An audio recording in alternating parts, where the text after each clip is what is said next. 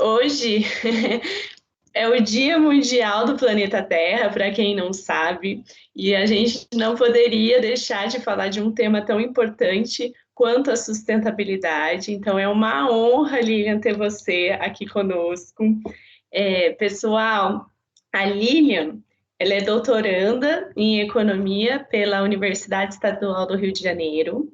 Ela é mestre em meio ambiente e desenvolvimento e bacharel em economia pela Universidade Federal do Paraná.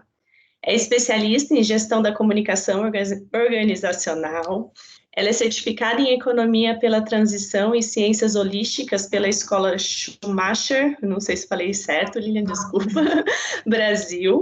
E ela atua auxiliando negócios no caminho da sustentabilidade ao despertar a consciência do impacto que as empresas têm e querem deixar no mundo.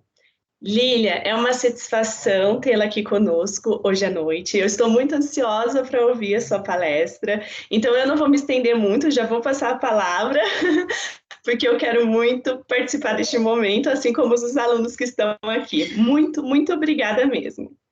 Eu que agradeço, né, o convite, o espaço, realmente, né, um dia especial que temos aí na agenda de sustentabilidade, o Dia Mundial da Terra, e até isso vem a calhar, né, muito bem com o próprio material aqui que eu preparei para o curso. Agradecer, né, o convite, o espaço, a Mackenzie. Bem, você já me apresentou, né, assim, o meu currículo, mas eu queria falar rapidinho, ainda que eu decidi, né, assim, dentro da minha graduação, que eu queria trabalhar com sustentabilidade naquela época. Era muito difícil as oportunidades, não tinha muita coisa, apesar de as empresas estarem começando, né, a olhar para isso. Então, eu trabalhei aí por 5 anos na área de microcrédito produtivo orientado, que é o crédito destinado a empreendedores de pequenos negócios, então, para uma área mais social. Até cheguei a trabalhar numa organização na Costa Rica que ajudava as suas comunidades a criarem os seus próprios bancos comunitários, né, para terem acesso a crédito. E, bem, depois disso, né, depois de 5 anos lá, eu realmente decidi retornar esse meu caminho para a sustentabilidade. Foi quando, então, eu fiz, né, o meu mestrado e todas essas capacitações e venho atuando agora como consultoria já há 4 anos. Bem, por que, né, que a gente fala em sustentabilidade? Por que a gente tem o Dia da Terra, né? A gente só se preocupa com isso hoje em dia porque em algum momento, né, a humanidade passou a trilhar um caminho que não era sustentável, né? Então, se tivesse tudo bem, a gente hoje, talvez aqui não teria o Dia da Terra, a gente não estaria falando de sustentabilidade. Mas, realmente, isso vem devido a um problema no modo de produção que foi escolhido muito tempo atrás, na forma que as empresas utilizavam os recursos, tanto, né, do meio ambiente, mas também as pessoas. Então, a sustentabilidade, toda a história, ela vem de 2 movimentos, né? Ela vem tem uma linha do movimento ambiental, que é muito forte, e também no movimento social pelos direitos humanos. Então, a gente vem aí na história uma junção desse caminhar desses 2 movimentos para culminar aí na definição do desenvolvimento sustentável, que eu vou falar aqui para vocês, para a gente ter uma linha comum de entendimento. Até falar, né, se alguém, por acaso, tiver alguma dúvida, alguma questão ao longo do que eu for falando, eu vou pedir para colocar no chat e daí eu vou pedir para, se a professora Maria Tereza puder me avisar, porque às vezes como eu estou aqui, né, com a apresentação e tal, eu não vou conseguir fazer toda essa dinâmica, tá? Mas então, antes da gente avançar, né, vamos falar sobre o conceito de sustentabilidade, o que é entendido hoje no mercado e da onde que vem isso. Bem, o conceito de sustentabilidade, em termos históricos, que tem esse registro, né, utilizar essa palavra com que a gente conhece hoje, data, sei lá, de 1700 e pouco, quando estavam se preocupando que estavam cortando muito a floresta mais do que a sua capacidade de se regenerar, né? E o conceito que a gente tem de desenvolvimento sustentável é a capacidade das gerações atuais de suprirem as suas próprias necessidades sem comprometer a capacidade das gerações futuras. Então, essa questão de nos manter, poder desenvolver todas as nossas capacidades hoje e no futuro. Então, a sustentabilidade, ela não necessariamente tem a ver com o planeta em si, mas tem a ver com a nossa vivência humana aqui na Terra. O planeta, né, por mais que a gente degrade, faça mil e umas coisas que não são boas, no final das contas ele vai sobreviver. Quem não vai sobreviver somos nós, os seres humanos, porque a gente vai acabar minando, né, as condições de vida nossa na Terra. Essa é a preocupação, né? Por isso que a gente está falando sobre sustentabilidade, porque nós estamos preocupados conosco mesmo.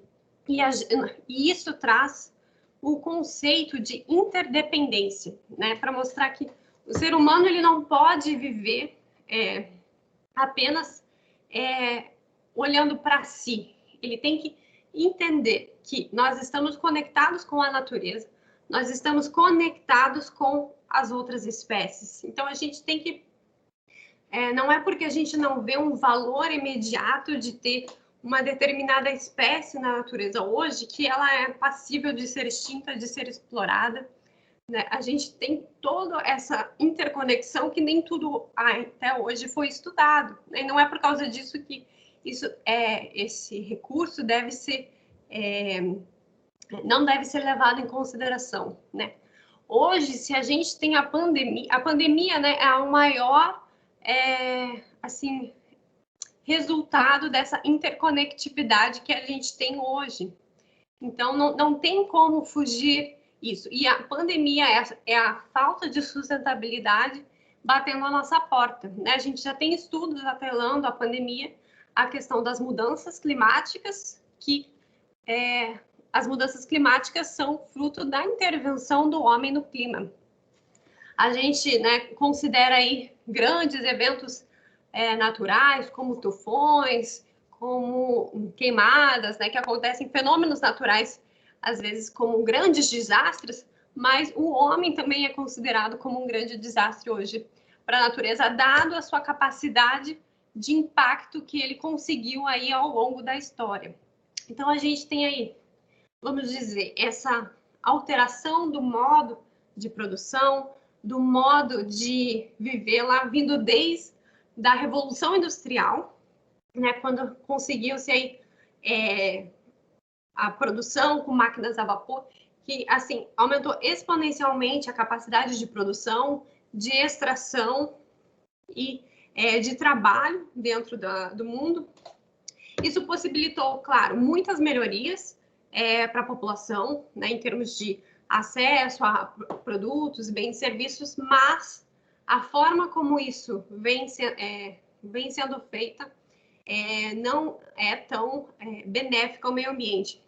E até pouco tempo, anos atrás, né, isso era até debatível, vamos dizer assim.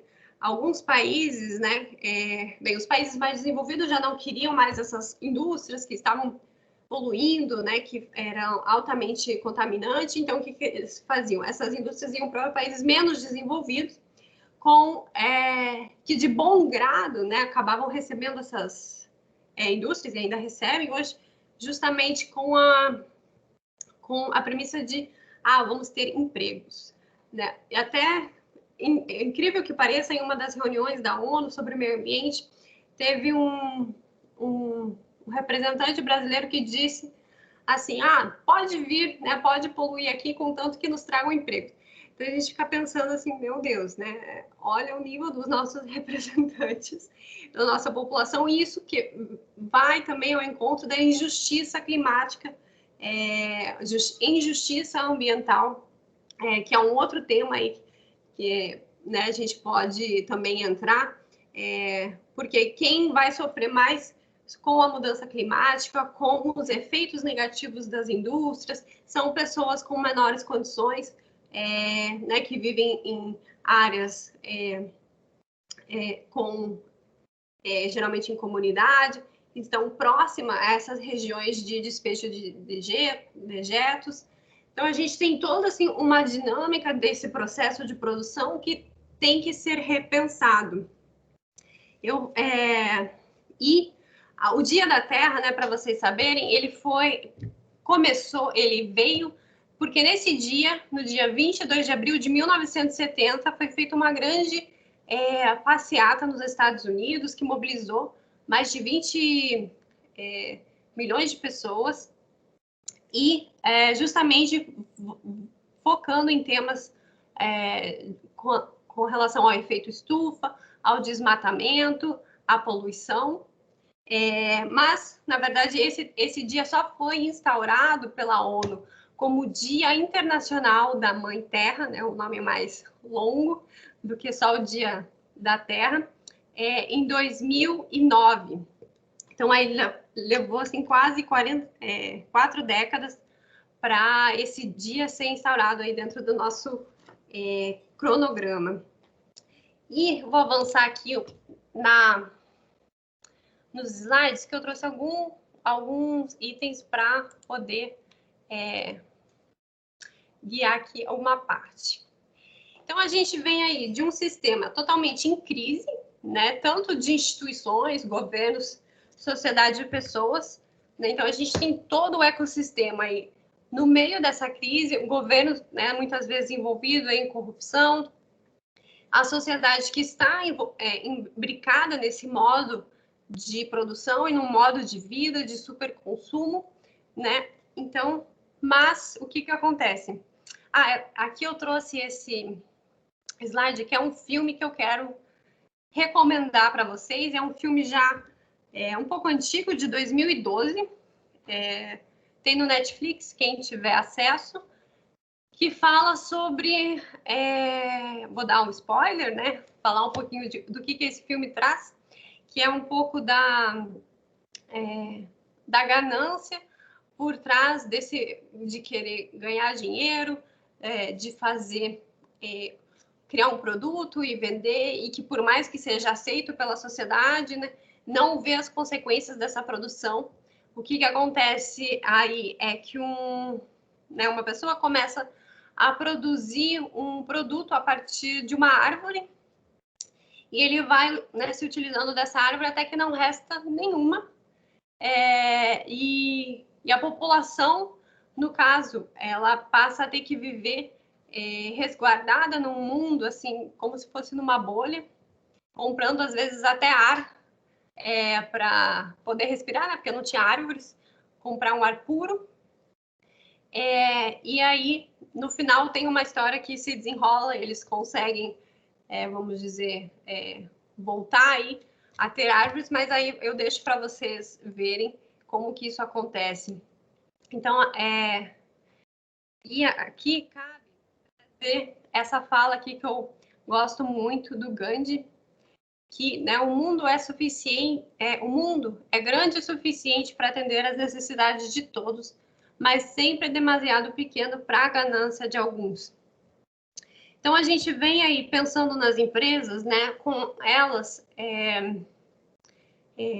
sempre buscando um lucro, uma forma de ganhar mais, e sem pensar inicialmente, ou no final das contas, né, qual que é o impacto que isso gera a partir do produto que ele produz, que ele entrega, e os dejetos.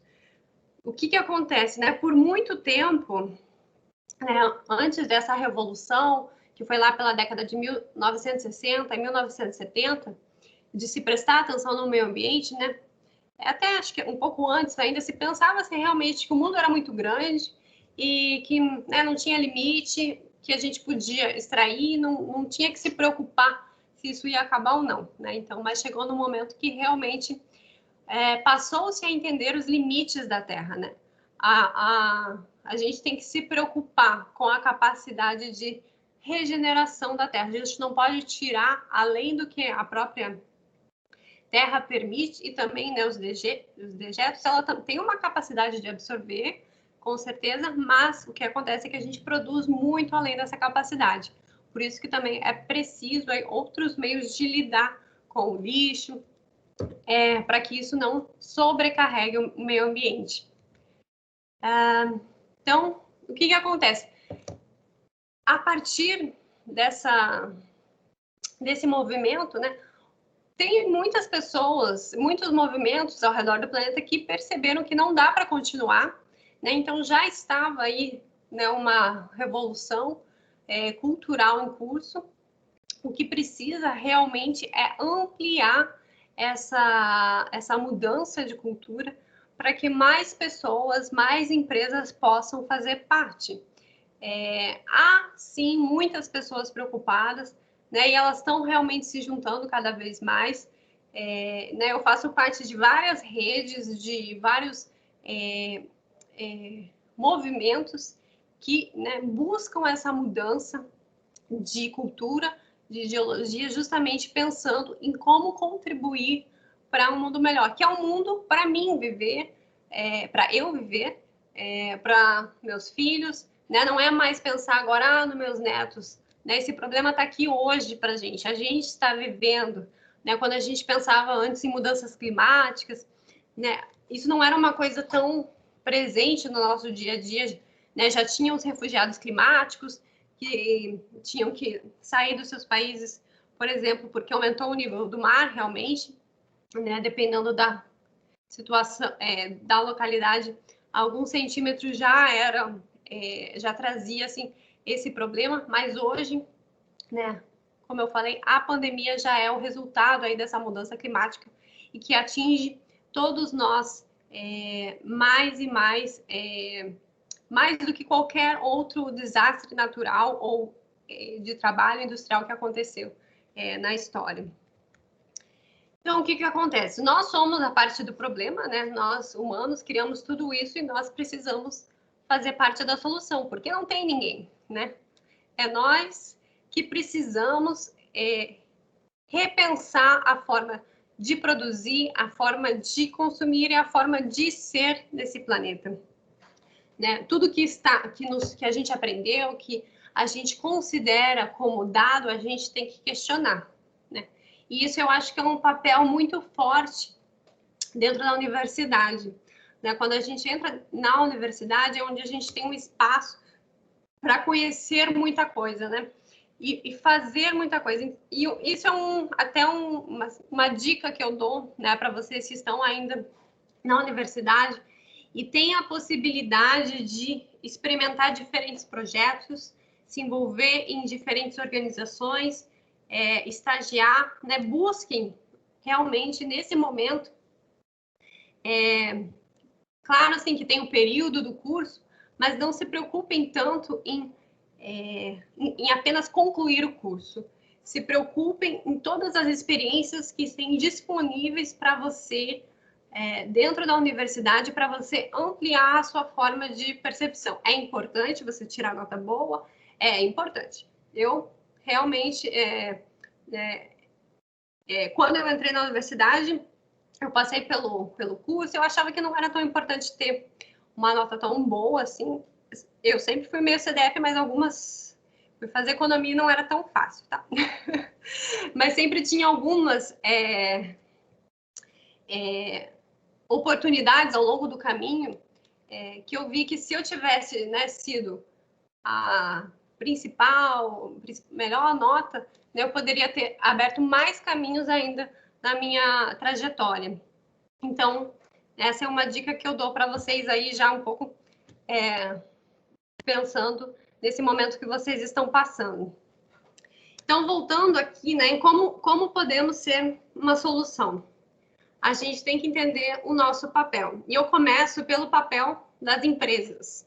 Então, a gente tem um movimento, que é um dos que eu faço parte, que eu vou falar um pouco aqui para vocês, que é sobre o movimento de empresas B. Movimento B, não necessariamente só de empresas, porque ele tem vários atores aí dentro desse ecossistema. Então, a gente tem aí como mote, né, redefinir o conceito de sucesso nos negócios.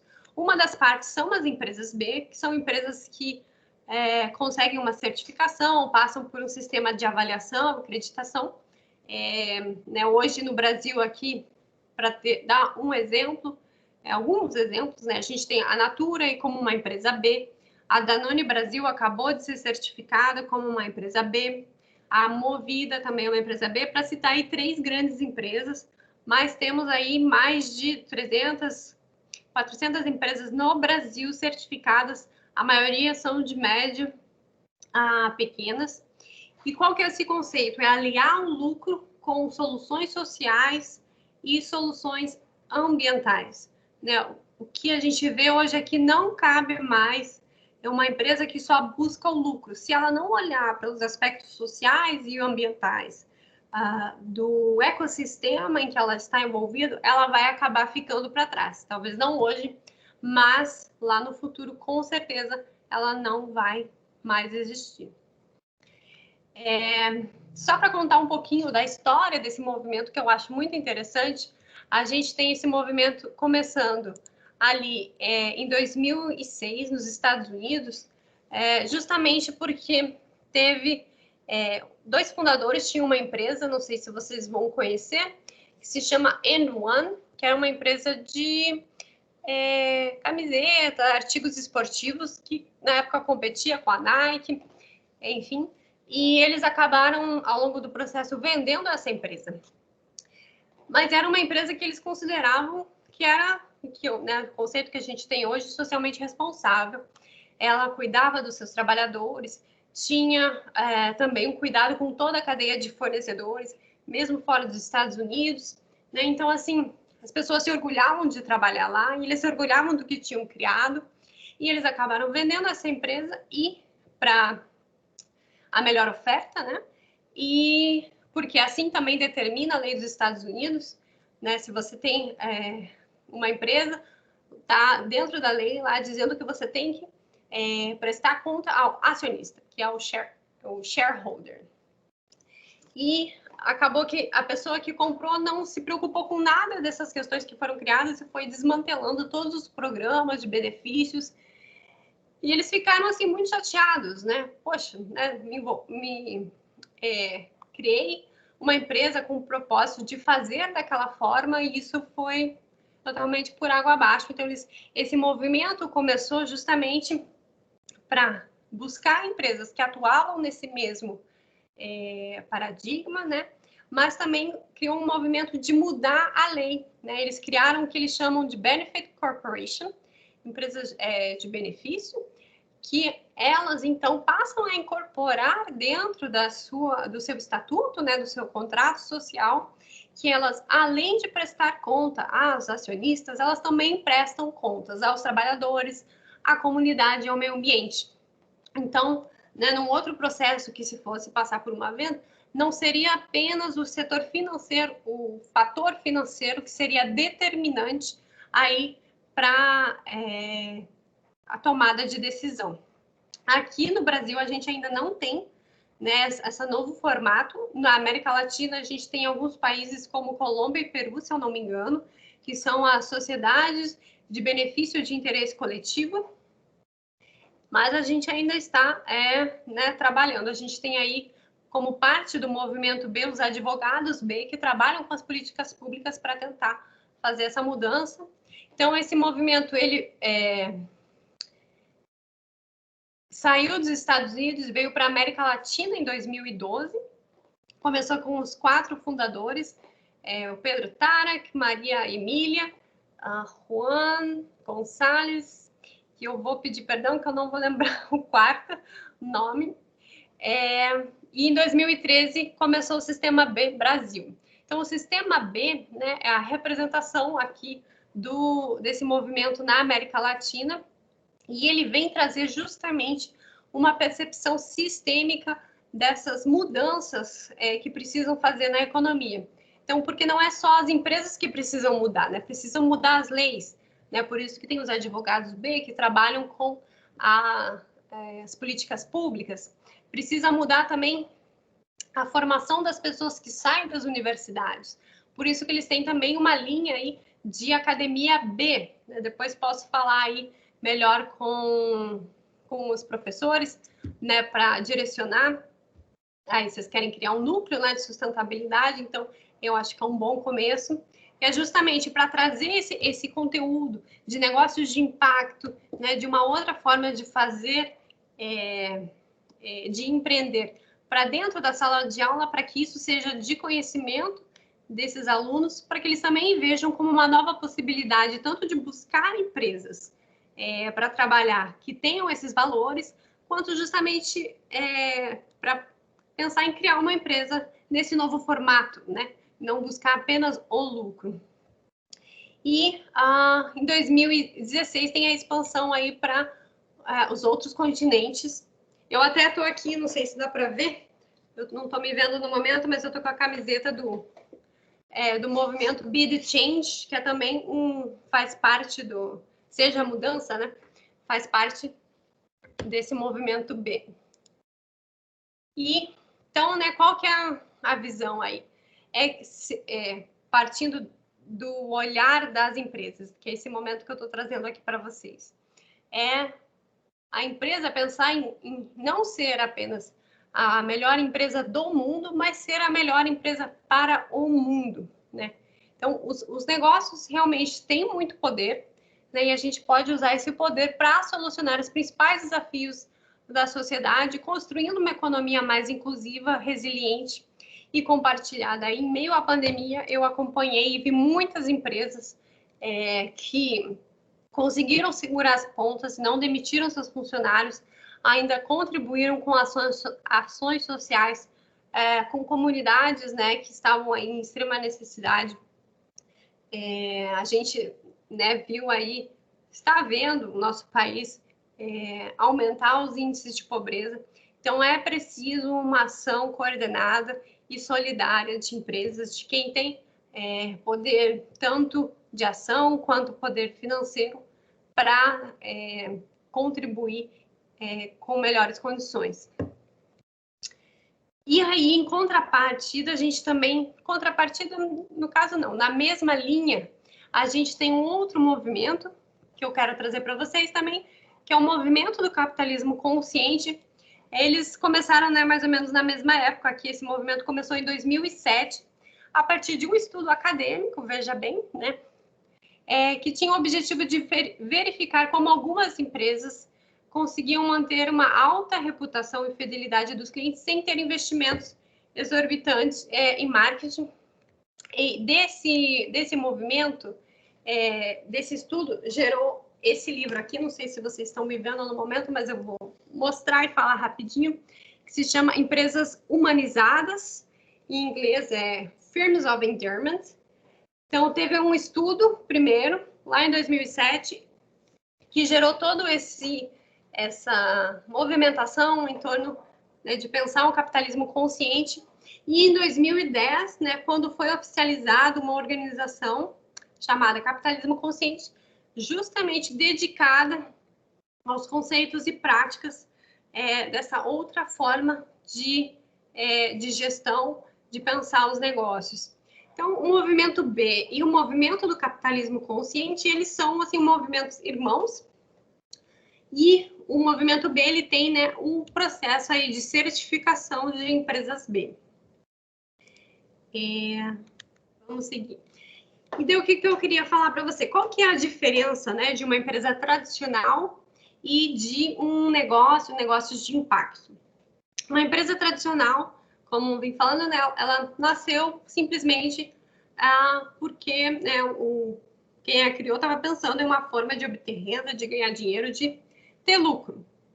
Já um negócio de impacto, ele nasceu, tem no seu objetivo, no seu cerne, a resolução de um problema social ou ambiental, ou os dois. Então, a forma que esse negócio social ganha dinheiro é justamente com o produto ou serviço que resolve um problema social. Eu gosto muito do exemplo que é uma joint venture da Danone com o Grameen. do Muhammad Yunus, que é o banqueiro dos pobres. Então, eles fizeram uma joint venture e eles criaram uma organização voltada a resolver o problema da desnutrição infantil em Bangladesh. Como é que eles resolveram isso? Primeiro, né, eles tinham que criar uma fábrica que fosse local lá em Bangladesh. Então, teria que ser uma fábrica pequena e a fábrica teria que operar apenas com recursos locais, né? Nada deveria ser importado. As pessoas locais aqui deveriam trabalhar na fábrica. Então, aí, sim, era um grande desafio que o Grameen colocou para a Danone. E a Danone, né, com umas fábricas gigantescas, com uma estrutura de processos. Eu disse, nossa, não, mas a gente não tem como fazer, nossas fábricas são gigantescas. Enfim, no final das contas, eles realmente, né, depois de quebrarem a cabeça, conseguiram estruturar uma fábrica que fosse comportada dentro desse modelo que foi pensado pelo Grameen, com leite vindo da produção local. E o que aconteceu? Além, né, de eles criarem um iogurte que tivessem propriedades nutricionais que justamente voltado, né, para crianças, população infantil, pudesse resolver o problema da desnutrição, eles também tinham que se preocupar com o lixo. Quais os resíduos que aquele potinho de iogurte ia gerar. Então, eles acabaram também fazendo um pote que fosse biodegradável, que eles até poderiam comer, se quisessem. Então, aí, né, a gente tem dois problemas sendo resolvidos. Um, que é a própria desnutrição infantil, e a questão do resíduo não chega a ser um problema social em si, mas é um problema que teria se eles não tivessem pensado anteriormente. Eu vi que tem uma pergunta, alguma coisa no chat, mas acho que ainda tudo bem. Então, vamos seguir aqui. Deixa eu ver se eu tenho mais alguma mensagem rapidinho. Uma questão para falar de negócio de impacto. A gente tem apenas uma diferença aí na literatura, que tem uma literatura que diz que o negócio de impacto, bem, ele tem que ter lucro, né? Mas que uma linha da literatura diz que esse negócio de impacto não pode distribuir o seu lucro, que ele deve ser totalmente reinvestido no próprio negócio. E tem uma outra linha que diz que não, que se ele resolve um negócio social ambiental com o seu principal serviço ou produto, ele é um negócio de impacto e ele pode utilizar o seu lucro da forma que ele quer, ou distribuindo para os seus acionistas, ou reinvestindo na própria organização. Então, a gente tem essas duas linhas aí dentro da literatura de negócio de impacto. E aqui, o que acontece? As empresas tradicionais, elas vêm trilhando um caminho de sustentabilidade, criando uma linha, né? Como o professor Jorge falou aí no início acho que até antes da palestra comigo, né? Que ele viu uma vaga em Campinas de sustentabilidade.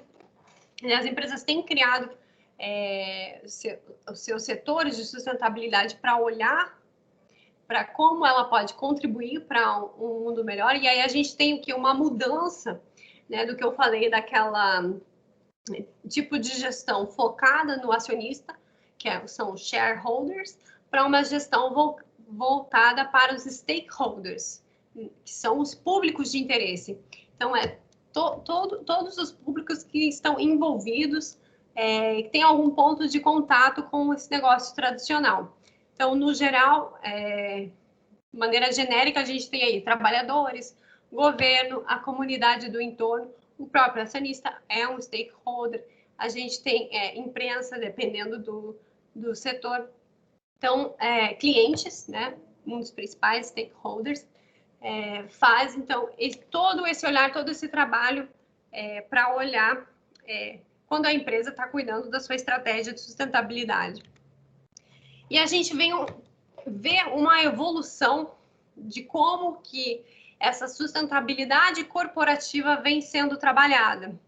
E aqui eu queria fazer até um parênteses, que lá no começo, né, da minha fala, eu falei do termo de desenvolvimento sustentável, E a partir disso, né, ele foi traduzido aí, vamos dizer, para o mundo corporativo pelo John Elkington, pelo o que é conhecido como o tripé da sustentabilidade, que do inglês é Profit, Planet and People, e traduzindo fica lucro, meio ambiente e pessoas. Então, a empresa tem que ter, no mínimo, o olhar para esses três tripés, para ela conseguir se manter em pé e ser resiliente, né? Há estudos comprovados que empresas que têm esse olhar sistêmico, elas são, inclusive, mais resilientes a crises, né? O estudo que foi feito aí foi com relação à crise de 2008, a crise financeira.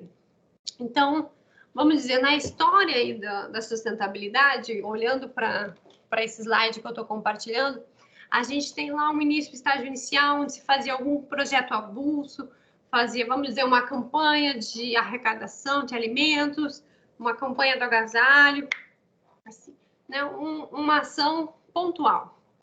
No estágio 2, a gente tem aí a sustentabilidade como algumas práticas dentro da organização. Se pensa na reciclagem de resíduos, né? Como é que a gente pode diminuir o nosso gasto energético.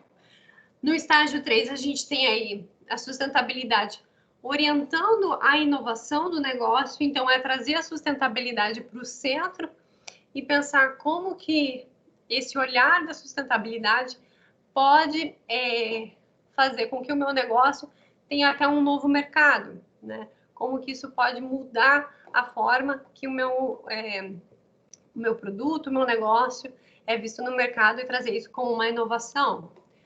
No estágio 4, a gente tem aí a sustentabilidade fazendo parte da cultura, né? Não sendo só uma prática ou um processo aí dentro da inovação, mas ele permeando toda a cultura em diversos aspectos.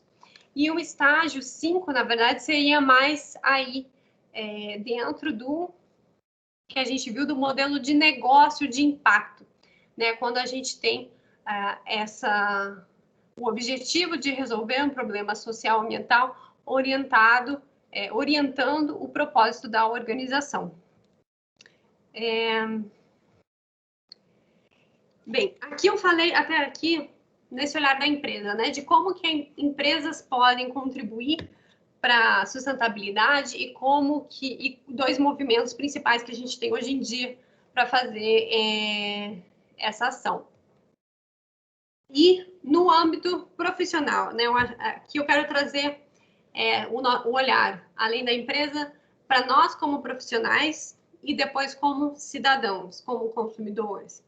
Então, como profissional, eu trouxe aqui a Associação Brasileira dos Profissionais pelo Desenvolvimento Sustentável, que é uma organização que eu faço parte, sou voluntária, e que trabalha justamente aí para ajudar a atingir a Agenda 2030, que contém os Objetivos do Desenvolvimento Sustentável, que são esses 7 objetivos que compõem 169 metas. Essa agenda foi criada em 2015 pela ONU, e empresas, governo, pessoas, diferentes atores trabalham justamente aí para a gente conseguir avançar nesses objetivos de desenvolvimento sustentável. E por que eu trouxe a Abrapes? Porque independente de qual curso você está fazendo, eu acredito piamente que qualquer profissional pode ser um profissional pelo desenvolvimento sustentável. Porque o que é isso? É você ter um olhar dentro da sua área de como que você, primeiro, né, evita fazer dano ao meio ambiente e, segundo, como que você melhora esse impacto, né? Além de deixar de fazer um impacto negativo, você faz um impacto negativo. Eu acho que em toda a área deve-se ter essa preocupação, né? A sustentabilidade, ela não é um quesito que uma pessoa domina. Eu mesmo, né? Eu não vou dominar todas as áreas que a sustentabilidade abarca, né? Para a gente resolver o problema global, precisa de pessoas de diferentes áreas, né? Os problemas precisam ser trabalhados de uma perspectiva multidisciplinar. a gente vive num mundo complexo, né? Interdependente. Então, não vai ser uma pessoa que vai ter a resposta. É preciso ter essa perspectiva de diferentes formações, de diferentes cabeças. Então, né, quem quer se envolver já hoje, né, pensar em como conhecer mais, contribuir, sugiro aí que procure a Abraps, tem o site deles, eles têm vários grupos de trabalho que você pode se envolver. Eu, particularmente, como trabalho com consultoria em sustentabilidade, hoje estou participando do grupo de diversidade e inclusão e do grupo de trabalho ética e sustentabilidade. Além do que eu trouxe para o Rio de Janeiro, né? Hoje eu estou localizada no Rio de Janeiro, a Abraps, o núcleo da Abraps aqui no Rio de Janeiro, que antes ficava só em São Paulo. Então, assim, está se criando núcleos da Abraps em várias cidades. Se não, talvez tenha em Campinas, mas se não tiver, né, vocês podem aí começar a falar com o pessoal de São Paulo e quem sabe criar um núcleo aí em Campinas também. Então, é uma ótima oportunidade para se envolver. E aqui eu trouxe uma capacitação que hoje é em inglês. Eu não sei se o treinamento da América Latina está disponível em outra língua, espanhol, enfim, que inclusive eu estou fazendo também. E é uma oportunidade para qualquer um que queira saber mais sobre mudanças climáticas e como contribuir para ações para mitigar, né, para combater as mudanças climáticas, pode participar. Esse é uma organização fundada pelo Al Gore. Não sei quem de vocês vai se lembrar, mas ele concorreu à presidência dos Estados Unidos. Ele fez aquele documentário Uma Verdade Inconveniente em 2006, que na época foi muito comentado, muito falado, né? Então, se vocês também não viram, eu realmente não sei a idade de vocês, quando vocês nasceram, mas eu lembro que quando surgiu o comentário Uma Verdade Inconveniente, para mim, era comentado em tudo que era lugar. Então, recomendo também mais um filme, documentário para vocês verem. E quem quiser participar, aí tem 2 treinamentos que vão acontecer, um em julho e um em agosto. Eu estou fazendo um que está acontecendo agora. Nessas 2 semanas aí estou participando aí desse processo. Então, quem quiser também saber mais informações de qualquer coisa que eu estou falando aqui, pode entrar em contato comigo. Eu vou deixar meus contatos no final, mas também já podem me adicionar, principalmente no Instagram, que eu trabalho muito nesses temas de sustentabilidade, é Lilian.fiala, e também no meu LinkedIn. Lá deve estar como Lilian Kotviski Fiala. Mas não é difícil de me achar. E pensando aí, numa perspectiva de cidadão, de consumidor, né? Eu trago aqui uma das principais instituições que a gente tem aqui no Brasil, que trabalha por trazer esse aspecto do consumo consciente, que é o Instituto Acatu. Ele tem várias pesquisas, faz diferentes pesquisas, inclusive eu utilizei como referência aí nos meus estudos, e ele está com uma enquete no site deles, que eu copiei aqui, né, para você refletir qual tipo de consumidor você é. Também, né, mais uma ação aí que você pode fazer para identificar como que hoje você está no seu comportamento, no seu dia a dia. Até no meu Instagram, lá no meu destaques, eu coloquei várias pesquisas sobre vida sustentável, onde tem vários aspectos que você pode se questionar, né, se você está bem ou mal. E lá, pelo que eu fiz, eu já fiz essa pesquisa aqui do Instituto Acatu, e lá o que eu trouxe até um pouco mais profundo. Mas, então, aqui é um bom início para você começar essa reflexão, se você ainda não tem, né? Eu acho que, assim, a gente acaba, querendo ou não, vivendo um pouco no automático em certos aspectos, e cabe a nós mudar sair do automático e estar consciente do que estamos fazendo no nosso dia a dia, das nossas decisões. Às vezes isso pode se tornar um pouco, vamos dizer, cansativo quando a gente começa a fazer isso e tem que pensar tudo que eu faço, por que eu faço, mas à medida que você vai fazendo isso, instaurando, né, pequenas ações no seu dia a dia, isso passa a ser inerente ao seu modo de vida, aos seus hábitos, né? É realmente uma mudança de hábito que pode acontecer para você, né? Por exemplo, eu não sei, muitos lugares onde eu moro aqui no Rio de Janeiro não tem o hábito da separação do lixo. E para mim isso é uma coisa assim que eu tenho inerente para mim desde pequena, que tinha que separar o lixo. E assim, se não tem como separar, eu fico até meio travada, assim, mas não é para separar, eu vou colocar onde, né? Assim, são hábitos que a gente cria e quando eles já são automáticos, a gente não precisa mais pensar. Mas quando a gente tem hábitos que não são tão bons, a gente precisa se questionar e agir conscientemente, ativamente, presente naquele momento, para que isso seja mudado. Isso vale, né, para qualquer mudança, não apenas para nós como pessoas, mas para as próprias empresas que precisam mudar os seus processos. Então, realmente precisa, por isso que se chama capitalismo consciente movimento, porque você precisa estar consciente das suas ações para poder fazer as mudanças. E eu quero também deixar aí mais estou dando aqui milhares de referências para vocês, mais uma referência, que é um livro aí de Marcos Nakagawa, que ele traz 101 dias com ações mais sustentáveis para mudar o mundo, que também é uma outra forma aí, se você, vamos dizer que a pesquisa lá do Instituto Akatu seja o passo 1 para você, né, olhar para como que estão as suas ações no dia a dia.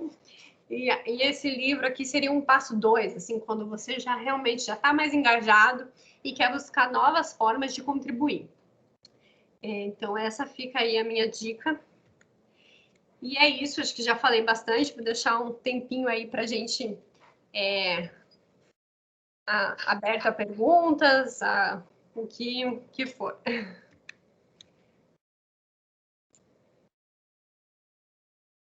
Maria Tereza, a gente não está te ouvindo. Eu não estou te ouvindo, pelo menos. Não, o áudio estava desligado. Obrigada. Lilian, muito obrigada pela excelente palestra. Eu tenho um monte de curiosidade também, mas eu vou deixar a oportunidade para os alunos. Eu vou fazer algumas perguntas que fizeram. A Brenda, ela está querendo saber quais são os primeiros passos assim para uma empresa ter uma responsabilidade socioambiental. Bem, isso vai na minha pesquisa de mestrado, assim, eu percebi que o nível de sustentabilidade de uma empresa, ela vai muito do nível de consciência das pessoas que estão ali. Mas se uma empresa quer começar, né, o primeiro passo é realmente ter essa consciência. Eu preciso começar, vamos lá. E Oi? Não. Tudo bem. E assim, para ela começar, eu acho que ela também precisa se olhar. Como tem essa pesquisa aí que eu mostrei do Akatu, do consumo consciente, para ver como que a gente está em termos da nossa prática e tal, tem pesquisas também avaliações que as organizações podem aplicar em si mesmo, né, podem responder. O movimento B, inclusive, né, ele tem uma avaliação de impacto que é gratuita, as empresas podem acessar para verificar como que elas estão hoje, né? No primeiro olhar, tirar uma fotografia e mostrar quais são as ações que elas... né, ele até traz, assim, a partir dessa pesquisa, você consegue identificar o que está faltando, né? Porque muito do que você não conseguir responder, você vai ver, eu devia fazer isso, eu devia fazer aquilo. Claro que tem algumas questões que são setoriais, mas também tem várias empresas que prestam esse serviço de fazer um apanhado, um estudo setorial, um benchmarking, trazer isso. Né? Eu, inclusive, faço também parte desse trabalho de assessorar as empresas a construir a sua estratégia de sustentabilidade e começar a pensar nisso. Eu tenho bastante dúvida, sim, com relação às empresas, porque eu fico pensando, será que as ações delas estão voltadas mais para marketing, né? Ou elas estão realmente preocupadas com essa questão toda? Eu acho assim, um pouco dos dois, vamos dizer, no sentido assim, que até na evolução, né, a gente viu ali das ações das empresas, elas começaram com uma ação, uma coisa pontual, né, e foram evoluindo. Então, e até o próprio processo de consciência da empresa, ele passa, assim, primeiro por um processo de negação, falei, não precisa fazer isso daí, para que fazer isso? Né? Isso daí não, meu negócio é esse aqui, por que eu tenho que cuidar do meio ambiente? Não faz sentido. Né? Então, eu realmente tinha esse pensamento lá atrás, e acontece que, no final das contas, quando isso se torna uma lei, uma diretriz, é que elas realmente passam a olhar. Ok, vamos olhar. A gente teve aí o caso recentemente, né, de uma lei que passou para que para equiparação salarial. Ai, desculpa, gente, esqueci. É questão de gênero dentro da lei brasileira. Que é uma coisa assim, equiparação salarial entre homens e mulheres. Que hoje é uma coisa assim que ninguém fala muito, aí é necessário, mas as empresas não mostram isso. Então, aí teve que vir uma lei para que isso acontecesse. A Alemanha mesmo passou uma lei para que houvesse um percentual, acho que pelo menos 30% de mulheres dentro do conselho das empresas. Então, de novo, teve que vir uma lei para que isso avançasse.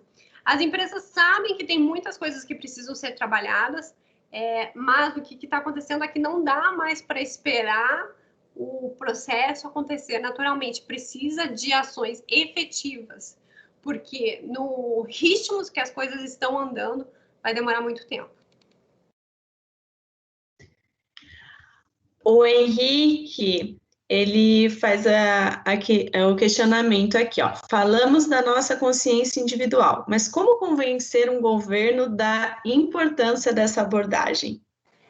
Olha, até pouco tempo atrás, né, o Brasil era referência em várias coisas, em termos aí de meio ambiente, de leis trabalhistas, né? Tinha aí a comissão com relação ao trabalho análogo a escravo. Enfim, assim, é difícil. A gente tem a ONU, né, como um grande órgão influenciador desses aspectos, né, que trabalham aí a nível de governo também para influenciar essa Agenda 2030. Então, a gente tem cidades que buscam fazer o seu... Eu lembro que até recentemente eu vi uma vaga aqui para os Estados Unidos para cuidar da agenda... Estados Unidos, nossa. Para o Rio de Janeiro, não sei o que eu falo, uma vaga aqui para o Rio de Janeiro para cuidar da Agenda 2030 da cidade. Então, isso realmente vai dar consciência da própria pessoa. Assim, hoje, na minha prática, realmente eu atendo pessoas que já têm uma certa consciência, ainda que por acaso não saibam como fazer. Mas você mudar realmente a consciência de alguém, isso é muito difícil, né? Porque eu parto do princípio que cada um, vamos dizer, cada um, e eu não tenho poder de mudar ninguém. Eu posso dar informações, mostrar resultados, mas a decisão final, né, do que a pessoa vai pensar, eu não tenho como garantir esse nível de influência. O Pedro, Lília, perguntou como que as empresas podem inovar com iniciativas de sustentabilidade. Bem, aí a sustentabilidade depende do setor. Eu vou trazer um exemplo assim que vem trazendo muita inovação, que é o olhar da economia circular, né? Não sei se vocês estão familiarizados com o termo, mas a economia circular é questão olhar justamente para, vamos dizer, dentro de um processo que pega recursos da natureza, é você olhar para esses recursos, essa matéria-prima que você precisa para fazer um produto. Eu preciso realmente pegar da natureza? Eu posso pegar de outro lugar? Essa minha matéria-prima, na verdade, ela pode ser o resíduo de outra organização? Então, assim, é você pensar como que você pode mudar o seu processo, e isso pode até reduzir o seu custo, né? Talvez uma matéria-prima virgem da natureza, ela seja mais cara do que uma matéria-prima que é resíduo de alguém. Você está tirando o problema de alguém que tem um resíduo que precisa... muitas vezes, né, as empresas pagam para dar um fim, uma destinação àquele resíduo, né? E se você conseguir utilizar esse resíduo como uma forma de matéria-prima, você vai estar, né, diminuindo o custo de comprar e ainda possivelmente até tendo uma receita por dar um fim para esse resíduo.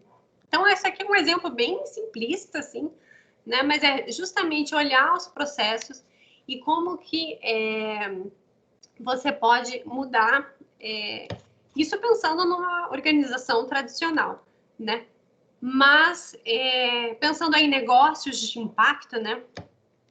Eles vêm de inovações, às vezes de coisas que já tem. Vou dar um outro exemplo aqui de um negócio de impacto. Vamos lá, a gente tem aí, vou dar um exemplo do Jussaí. Não sei se vocês conhecem o Jussaí. É um açaí que você encontra hoje no mercado, é uma empresa brasileira, que ele é um açaí do fruto da Jussara, que é a árvore do palmito, né? Que é aquele que quase foi extinto. Então, o que aconteceu? Essa empresa pensou, como que eu faço para que essa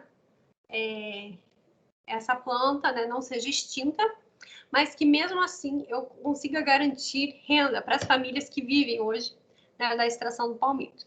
Então, o que aconteceu?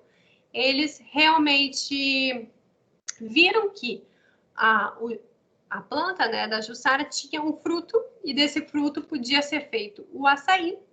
E então, assim, as famílias passaram a produzir, né, ter um outro processo produtivo aí com a planta em pé, deixar a planta em pé, e mesmo assim produzir uma renda para essas pessoas. Então, isso, né, é uma mudança total de processo, e que é, querendo ou não, uma inovação, né? Você fazer algo diferente a partir de algo que já estava ali. E também pode né, gerar aí outras... né, inovação, às vezes a gente pensa numa coisa disruptiva, né, que ainda não foi pensado, e realmente pode. Como não foi pensado, eu também não sei o que pode surgir nesse momento, mas a gente está aberto aí, né, a muitas possibilidades. E qual que é a base da sustentabilidade? É cuidar das pessoas e cuidar do meio ambiente, né? Se você fizer isso, no final das contas, o lucro vai ser o resultado.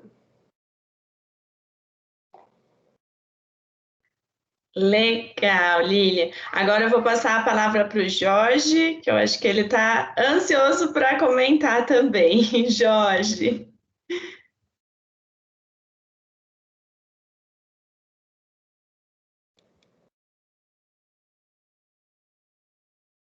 A gente não te ouve ainda, Jorge. Eu estava falando sozinho aqui. Desculpa. Eu estou ansioso para perguntar. Mas antes de perguntar, gostaria de parabenizar a Lilian pela essa palestra motivadora. Eu acho que nós aprendemos bastante. E aí isso dá um impulso para a gente construir o nosso núcleo de sustentabilidade. Começar a pesquisar cidades, empresas sustentáveis em Campinas, na região metropolitana também, e tentar utilizar, tá? E colocar isso para os alunos, né? Então, Lilian, a minha pergunta é, quando você falou das empresas, eu esqueci o nome, de dividir o lucro... Negócio de impacto. Isso, negócio de impacto. De reinvestir o lucro ou pagar dividendos para os acionistas, qual que é a sua opinião sobre isso? O que ela tem que fazer?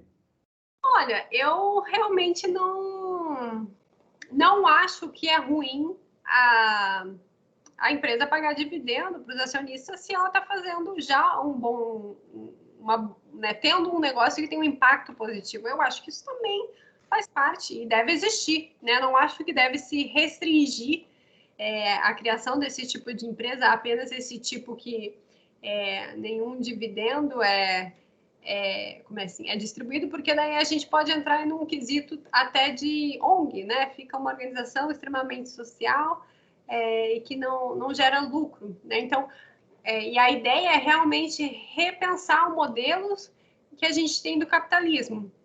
Então, acho que essa é uma alternativa e eu acho que não deve ser restritiva. Quem quiser manter, né, a criação desse tipo de empresa é livre, né? Apesar que aqui no Brasil ainda também a legislação não é assim tão definida, né? Também tem estudos acadêmicos sobre isso, posso aí depois compartilhar com vocês, mas eu acho que não deve se restringir. Há diferentes possibilidades, cada um pode criar a organização da forma que achar melhor. Perfeito. Eu acho que é importante ter o lucro para ele poder manter a produtividade, manter as pessoas empenhadas e até reinvestir esse lucro em novas alternativas, novas... Exatamente. Para poder... Os dois, né, modelos ali que eu falei, eles têm que dar lucro, né? A diferença seria só que esse lucro não poderia ser distribuído, mas e sim reinvestido. Mas também, se os acionistas, né, que estão ali, eles querem que o negócio contribua, né, eles também, de certa forma, vão reinvestir uma parte ali na organização, né? Não vai ser só aquela questão, eu criei a empresa e vou só tirar o lucro. Não, né? Se ele é um negócio de impacto, ele vai ter essa preocupação, né, de garantir que o negócio cresça de forma sustentável, enfim. Então, né, partimos desta premissa. Perfeito. E uma última pergunta, se você tivesse que homenagear alguém do ambientalismo, quem que você colocaria como uma homenagem que merecesse pelo trabalho e contribuição aí para a humanidade?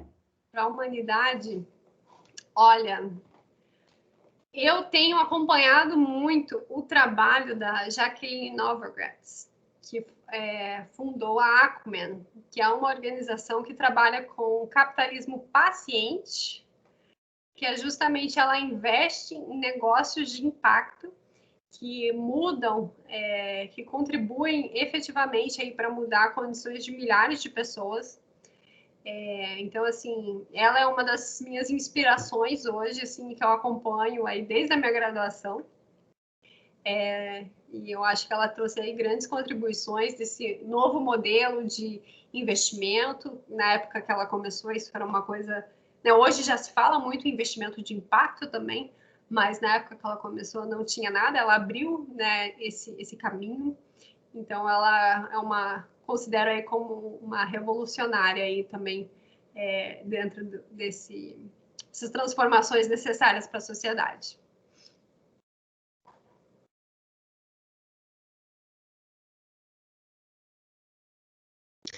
Obrigada, Jorge, pela contribuição, pelas perguntas. Lília, eu gostaria de agradecer. Nosso tempo, infelizmente, já se esgotou. Tenho certeza que a gente gostaria de ficar mais e mais aqui discutindo. Eu passei um formulário para os alunos, né? Vou até pedir, pessoal, para quem não preencheu a presença, por favor. E nesse questionário tinha o que vocês acharam da palestra. Todo mundo lá nota 10. Eles gostaram bastante. Parabéns, Lília, muito obrigada. E eu espero que a gente se encontre mais vezes e até presencial no Mackenzie, né? Para a gente discutir muito sobre esse assunto que é tão importante. Muito obrigada por realmente poder participar do Dia da Terra com vocês. E, enfim, fico à disposição, né? Deixei meus contatos, minhas redes e permanecemos em contato. Boa noite. Tchau, tchau.